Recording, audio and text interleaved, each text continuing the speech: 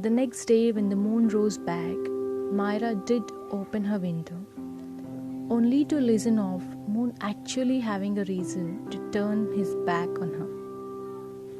And the moon knew Myra wouldn't ask, but it had the responsibility to reason her. So the moon said, "Dear Myra, have you ever wondered that sometimes even I, a moon, can be lonely too?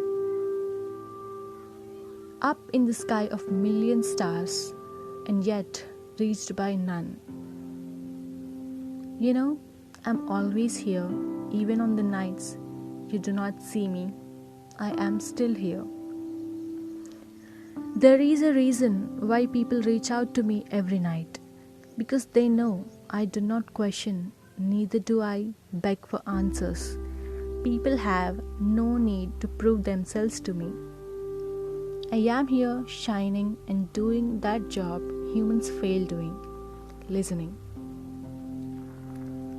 All these days, when you spoke to me narrating your story, I was here listening. But now that you evoked me to intrude, let me tell you, I never left you behind, nor did I betray you. And the reason you feel I did is because you never knew of my faces. But today, you gave me a chance to prove my innocence. And I want you to give a chance to your life.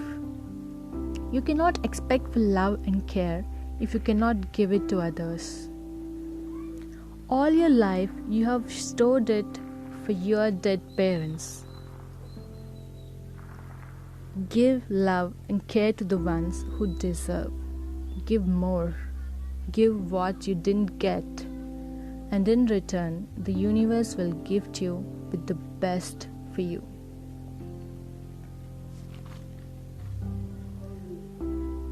Well, Myra understood what's Moon trying to say. And if you didn't, let me just brief it for you. All I want to say is that give more than you get.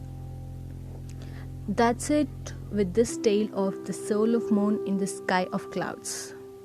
Sometimes we may not see the moon, but we know there it is.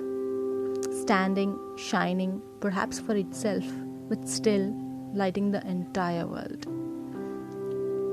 Thank you everyone for staying with me through this small but beautiful journey. I have taken all the tips suggested about editing, recording, and will surely work on that in upcoming videos. But for this particular series, I wanted it to be the same way it is already. Thank you everyone.